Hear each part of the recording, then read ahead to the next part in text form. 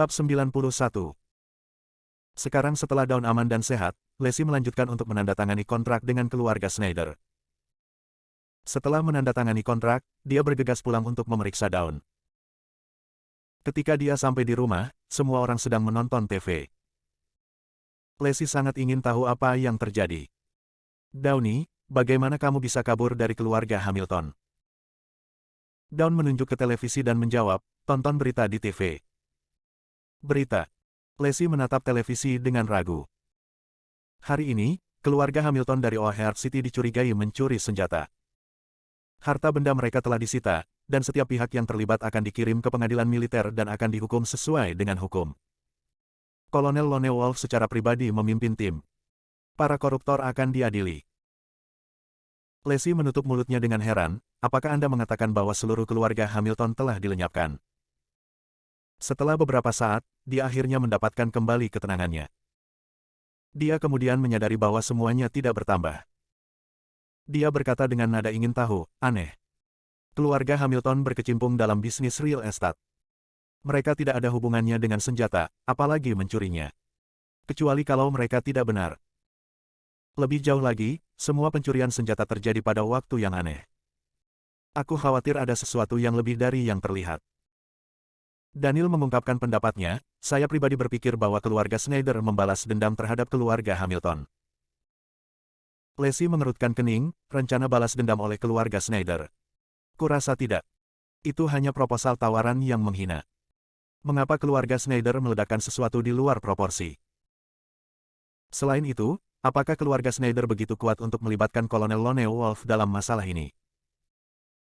Daniel berkata, "Ada rumor, keluarga Schneider dari O'Hare City hanyalah boneka dari Grid Marshal. Dengan mempermalukan keluarga Schneider, Jackson juga mempermalukan Marsekal Agung. Ini adalah fakta yang terkenal bahwa Marsekal Agung tidak akan dipermalukan. Juga, Lone Wolf adalah bawahan dari Grid Marshal. Sangat mungkin bahwa Lone Wolf dikirim olehnya." Lacey tenggelam dalam pikirannya saat dia membuat ringkasan. "Yah, kurasa Marsekal Agung benar-benar picik kalau begitu." Batuk. Batuk. Zeke dan Dawn terbatuk bersamaan. Lacey memandang mereka berdua dengan rasa ingin tahu, apa yang terjadi pada kalian berdua. Mereka dengan cepat menggelengkan kepala, "Tidak. Tidak ada." Dawn memberi Zeke senyum konyol saat dia merasakan superioritas setelah mengetahui sesuatu yang tidak diketahui orang lain. Tiba-tiba, ponsel Zeke berdering. Dia melirik nomor telepon, tampak serius. Telepon itu dari kolonel. Dia memberitahu semua orang bahwa dia perlu mengangkat telepon dan turun. Ketika sampai di mobil, dia menjawab telepon dan menyapa, "Halo, kolonel." Zeke memiliki status yang setara dengan kolonel, jadi dia tidak perlu berbicara dengannya secara formal. Sebuah suara tegas datang dari sisi lain telepon, "Zeke, apa yang telah kamu lakukan di kota O'Hare cukup terkenal, bukan begitu?" Zeke menjawab, "Saya tidak berpikir saya menjadi terkenal, terutama karena mereka hanya keluarga kelas 2. Kolonel berkata, "Bukan itu maksud saya. Maksudku adalah setelah kejadian itu, semua musuh kita sekarang tahu bahwa kamu sekarang berada di kota O'Hare. Selain itu, upacara sebelumnya juga diadakan di kota O'Hare. Musuh kami akan menduga bahwa Anda tinggal di kota O'Hare dan bahwa Anda tidak akan kembali ke perbatasan dalam waktu dekat. Musuh kita mengincar kita, dan dapat menyerang perbatasan kita kapan saja. Yang terbaik adalah jika kamu bisa kembali ke perbatasan sebelum terlambat." Zeke tampak bermasalah saat dia berbicara. "Maaf, kolonel. Saya sedang berada di tengah-tengah sesuatu di kota O'Hare." Kolonel itu tertawa, "Saya mendengarnya, dan saya tahu Anda tidak akan mau kembali. Bagaimana dengan ini? Anda dapat bergabung dengan forum asosiasi TCM yang akan datang.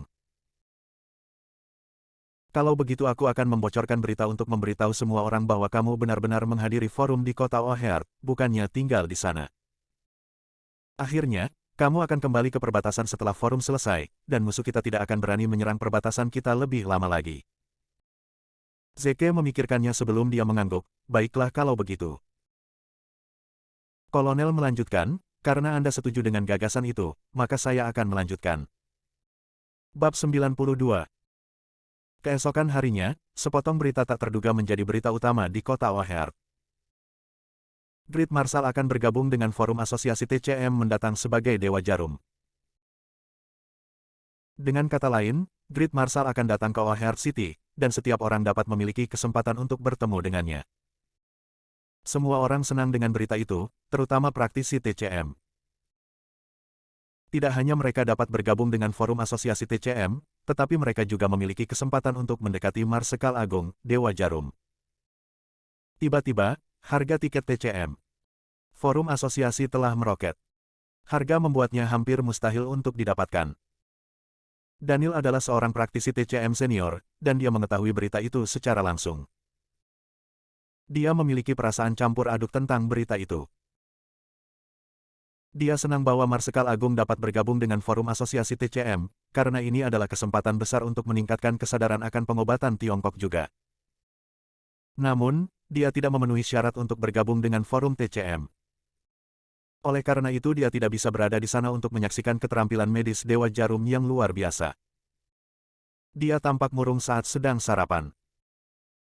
Zeke bertanya dengan rasa ingin tahu, "Ayah, apa yang terjadi?" Ayah terlihat tidak senang. Daniel menjawab, itu bukan masalah besar. Saya hanya merasa sedih karena saya tidak bisa bergabung dengan Forum Asosiasi TCM. Zeke mengeluarkan 2 kartu undangan dan memberikannya kepada Daniel. Ayah, aku punya 2 kartu undangan di sini, kamu bisa memilikinya. Hah? Semua orang di keluarga Hinton tercengang dan menatap Zeke dengan heran. Semua orang tahu betapa sulitnya mendapatkan kartu undangan. Dari mana Zeke mendapatkannya? Selanjutnya, dia telah mengambil 2 kartu undangan itu seolah-olah dia mengambil $2 dari sakunya dengan santai. Daniel menerima kartu undangan dengan tangan gemetar dan melihat lebih dekat. Sesaat kemudian, wajahnya memerah karena kegembiraan, ini nyata. Aku tidak percaya itu nyata. Zeke, dari mana kamu mendapatkan kartu undangan itu? Oh, apakah kalian semua masih ingat Susan Raynor? Dia putri bos Grand Millennium Hotel.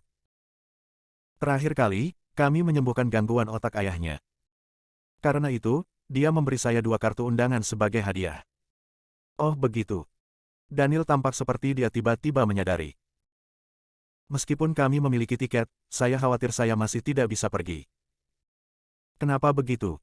Zeke bertanya. Daniel menjawab, Forum Asosiasi TCM menetapkan bahwa setiap organisasi hanya dapat mengirim 2 perwakilan. Tidak ada kursi tersisa untuk rumah sakit Heartland. Kecuali saya berhenti dari pekerjaan saya di rumah sakit Heartland, dan mendirikan klinik saya sendiri. Hanya dengan begitu saya dapat bergabung dengan forum sebagai individu. Zeke berkata dengan santai, kalau begitu kamu harus berhenti dari pekerjaanmu dan mendirikan klinikmu sendiri. Daniel memandang Hannah dengan hati-hati, bagaimana menurutmu, Hannah? Hannah selalu tidak setuju dengan Daniel berhenti dari pekerjaannya dan tegas tentang hal itu. Daniel tidak berharap banyak untuk ini. Hannah memandang Zeke dengan ragu-ragu dan berkata, karena Zeke setuju denganmu, kamu bisa mencobanya. Daniel menjadi bersemangat dan bersemangat. Hebat, saya akhirnya bisa keluar semua dan mencapai impian seumur hidup saya. Zeke, kamu benar-benar bintang keberuntunganku. Ayo, makanlah. Nafsu makan Daniel baik, dia makan lebih banyak dari biasanya. Melihat Daniel menaruh makanan dengan penuh semangat di tempat Zeke, Lacey terdiam dan memutar matanya. Tidak lagi. Beraninya dia bersaing untuk mendapatkan perhatian orang tuaku lagi. Meskipun demikian, dia berterima kasih padanya atas apa yang telah dia lakukan. Bagaimanapun, dia membuat impian ayahnya menjadi kenyataan. Setelah makan malam, Daniel meletakkan peralatan makannya dan berkata, saya akan mengajukan pengunduran diri di rumah sakit sekarang. Zeke, kenapa kau tidak menungguku di rumah? Saat aku pulang, kita bisa pergi dan melihat lokasi yang tepat untuk klinik baru, dan juga mencari tahu apa lagi yang harus kita lakukan. Zeke dengan senang hati setuju, tentu, tidak masalah. Daniel kemudian pergi dengan santai. Setelah Lacey selesai makan malam, dia mengelap mulutnya dengan serbet dan bersiap untuk bekerja. Lacey diduga akan menjadi sangat sibuk setelah mendapatkan proyek Love in a Fallen City. Tiba-tiba, Daun memanggilnya, Lacey, tolong carikan pekerjaan untukku di perusahaanmu. Tolong bawa aku di bawah sayapmu. Lacey terkejut, Downey, Anda lulusan PhD. Mengapa Anda tertarik dengan pabrik kecil saya? Dawn menyanjungnya dan berkata, meskipun pabrik Anda sekarang kecil, saya percaya pada Anda. Saya yakin Anda akan menjadi pemimpin dalam industri ini dalam waktu singkat. Apakah kamu bercanda? Dengan bantuan Marsekal Agung, bagaimana mungkin bisnisnya tidak berkembang? Lacey berkata, wow, saya benar-benar tersanjung. Baiklah kalau begitu, saya akan mempekerjakan Anda sebagai sekretaris saya. Gaji dan tunjangan akan dibayarkan sesuai dengan standar tertinggi. Terima kasih, Lacey. Zeke dan Hana segera menjadi satu-satunya yang tersisa di meja makan. Hana membersihkan meja sambil berkata, Zeke, ulang tahun Lacey yang ke-20 akan datang beberapa hari lagi. Menurut kebiasaan keluarga Hinton, usia 20 tahun akan menjadi usia dewasa. Ini adalah peristiwa penting yang layak untuk upacara akbar. Zeke berkata, begitu. Kalau begitu, kita akan merayakannya dengan megah. Hana menjawab, bagus, saya akan memberitahu semua kerabat dari kampung halaman kami. Zeke terkejut. Dia tidak pernah berpikir bahwa Lacey baru berusia 20 tahun. Dia 10 tahun lebih muda darinya. Dia adalah pria yang beruntung. Apa yang harus saya berikan padanya pada hari ulang tahunnya yang ke-20? Memberinya konstruksi Hamilton sebagai hadiah akan menjadi ide bagus. Bab 93. Tak lama kemudian, Daniel menyerahkan surat pengunduran dirinya dan kembali ke rumah. Kemudian, Zeke pergi bersama Daniel untuk mencari lokasi yang cocok untuk klinik baru. Namun, dengan Daniel menjadi dokter sepanjang hidupnya, dan Zeke menjadi tentara selama setengah hidupnya, mereka berdua adalah orang awam dalam berbisnis. Setelah melihat semua iklan, unit dijual, disewakan, di jalanan, mereka bingung. Zeke tidak punya pilihan selain menelepon Evan Schneider untuk meminta nasihatnya. Evan Schneider adalah penggerak dan pengocok di industri ini. Rumor mengatakan bahwa Evan menagih kliennya puluhan juta untuk memberikan nasihat bisnisnya. Selain itu, beberapa klien bahkan tidak dapat bertemu langsung dengannya meskipun mereka telah membayar untuk sesi konseling di muka. Evan mengangkat telepon dengan nada bermartabat. Tuan Williams, apa yang membawa Anda kepada saya hari ini? Zeke berbicara, Evan, ayahku ingin membuka klinik kardiologi. Menurutmu, lokasi mana yang paling cocok? Evan menjawab, jika Anda berbicara tentang kardiologi, pusat rumah sakit Guardian akan menjadi yang terbaik. Namun, properti itu milik pemerintah, dan akan agak sulit untuk mendapatkannya. Saya pribadi merekomendasikan United Hospital Center. Itu adalah perusahaan swasta, dan akan lebih mudah untuk mendapatkannya. Zeke menghentikannya di tengah jalan, tunggu, aku tidak meminta pendapatmu untuk mengakuisisi rumah sakit. Aku hanya ingin membuka klinik, itu saja. Evan merasa kasihan padanya. Sungguh sia-sia bagi Dewa Jarum untuk bekerja di sebuah klinik kecil. Kalau begitu, aku akan menyarankan distrik Merwin, saran Evan. Ada petani yang bekerja di rumah kaca sayuran di sekitar distrik Merwin. Sayangnya, karena lingkungan kerja mereka rentan terhadap penyakit jantung. Selain itu, tidak ada rumah sakit di daerah itu. Oleh karena itu, petani harus pergi jauh hanya untuk mengunjungi dokter. Apalagi biaya konsultasi di rumah sakit itu mahal, sehingga mereka sering menolak untuk dirawat di rumah sakit.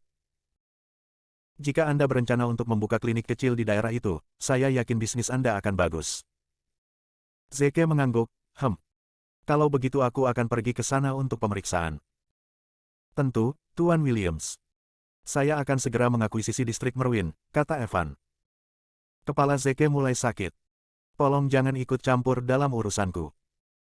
Tak punya pilihan, Evan menjawab, Oke. Setelah menutup telepon, Zeke memberitahu Daniel keuntungan membuka klinik di distrik Merwin. Mata Daniel berbinar. Distrik Merwin memang terdengar seperti lokasi yang bagus. Namun, itu sedikit lebih jauh dari rumah kami. Lagi pula, saya tidak berpikir itu masalah besar. Zeke menjawab, ya, kurasa itu juga bukan masalah besar. Kita bisa membeli villa di dekat sini. Rumah kita saat ini agak terlalu kecil untuk kita. Daniel terdiam. Ini akan membawa saya bertahun-tahun kerja keras untuk mendapatkan cukup uang hanya untuk membeli sebuah villa. Pada saat yang sama, Emily dan Madeleine melaju ke arah distrik Merwin. Madeleine bertanya dengan cemas, Emily, apakah Anda yakin membuka klinik di distrik Merwin akan baik untuk bisnis ini? Emily menjawab, Bu, jangan khawatir. Saya sudah melakukan riset pasar. Semuanya akan baik-baik saja. Saya juga sudah meminta saran dari para profesional. Mereka semua sepakat bahwa distrik Merwin akan menjadi tempat terbaik untuk klinik kami. Madeleine merasa lega. Baik-baik saja maka. Emily melanjutkan, oh ya, Bu. Pernahkah Anda mendengar bahwa Marsekal Agung akan bergabung dengan Forum Asosiasi TCM? Jika kita bisa meninggalkan kesan yang baik pada Marsekal besar, itu akan bagus untuk kita. Madeleine tertawa, Marsekal Agung sangat superior. Dia benar-benar di luar jangkauan kita. Jangan pernah memikirkannya. Yang paling penting sekarang adalah berkenalan dengan dokter ajaib yang diperkenalkan oleh Susan. Hidup ayahmu tergantung pada dokter ajaib itu. Emily mengangguk, tentu, saya tahu apa yang harus dilakukan. Keheningan yang mati mengikuti. Meskipun distrik Merwin adalah daerah terpencil, ada banyak unit yang dijual atau disewa. Segera, Zeke dan Daniel memperhatikan unit tertentu. Mereka membayar sewa 1 tahun di muka, dan Daniel resmi menjadi penyewa klinik tersebut. Setelah mereka memecahkan masalah terbesar mereka, selanjutnya adalah memeriksa dokumen dan menghubungi pemasok medis. Untuk mendirikan klinik sesegera mungkin, mereka memutuskan untuk berbagi beban kerja. Zeke akan bertanggung jawab atas dokumen, sementara Daniel akan menghubungi tim renovasi dan pemasok medis. Secara kebetulan, Madeleine dan Emily tiba di tempat tujuan setelah mereka pergi. Bab 94. Emily telah mengenali Zeke pada pandangan pertama dengan matanya yang tajam. Dia mengerutkan alisnya, apa yang dia lakukan di sini? Setelah bertanya dengan beberapa penduduk setempat, dia menemukan bahwa Zeke dan Daniel berencana untuk mendirikan klinik mereka di jalan juga, tepat di seberang lokasi yang mereka pilih. Madeleine menggeram dengan gigi terkatup, sampah itu akan bersaing untuk bisnis. Dasar brengsek. Emily mencibir, dia masih basah di belakang telinga untuk dianggap cocok. Bu, jangan khawatir. Aku tidak akan membiarkan mereka membuka klinik mereka, setidaknya tidak di tempat ini. Madeleine tertarik dengan kata-katanya, Emily, apakah Anda punya tindakan pencegahan? Emily menjawab, Bu, tenanglah. Kami akan membiarkan mereka buka. Saya hanya akan membuat mereka menutupnya selama grand opening. Dengan cara ini, tidak hanya klinik mereka yang akan tutup, tetapi mereka juga akan mengambil keuntungan finansial. Pemukulan juga. Madeleine mengangguk, ayo kita lakukan. Kita seharusnya memberi pelajaran pada Zeke Williams dan keluarga Hinton. Aku kesal setiap kali mengingat bagaimana dia mencampakkanmu di hari besarmu dan menikahi wanita nakal yang kurang ajar itu. Dengan satu panggilan telepon ke Evan, Zeke memiliki sertifikat pendaftaran toko, izin usaha, sertifikat keselamatan kebakaran, izin kesehatan dan keselamatan, bersama dengan semua yang dia butuhkan di ujung jarinya. Daniel tahu seluk-beluk dalam berurusan dengan pemasok farmasi karena dia telah bekerja sebagai praktisi TCM sepanjang hidupnya. Dia berhasil mendapatkan kontrak pasokan dan mengatur rantai pasokan untuk berbagai obat. Di sisi lain, Dawn bertanggung jawab atas renovasi tersebut. Menjadi lulusan dengan gelar PhD, dia bisa mengajukan rencana desain yang layak tanpa hambatan. Lacey menghubungi tim konstruksi segera setelah cetak biru diselesaikan. Pekerjaan persiapan untuk pembukaan klinik berjalan lancar. Dalam 3 hari, mereka berhasil membangun klinik pengobatan tradisional Tiongkok, klinik peremajaan dari nol. Daniel diaduk ketika dia berdiri di depan klinik. Itu selalu menjadi mimpinya untuk memiliki klinik sendiri. Hari ini, mimpiku menjadi kenyataan. Ambisi yang membubung mulai muncul di dalam dirinya saat dia mengarahkan pandangannya ke papan bertulis. Hari ini adalah hari pembukaan. Hannah dan Dawn sama-sama datang untuk upacara pembukaan. Lacey juga telah memeras slot ke dalam jadwalnya yang padat untuk muncul di upacara pembukaan.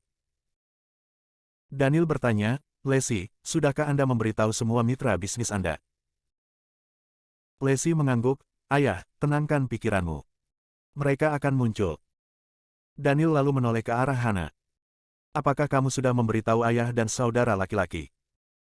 Ini ketiga kalinya kamu menanyakan pertanyaan yang sama.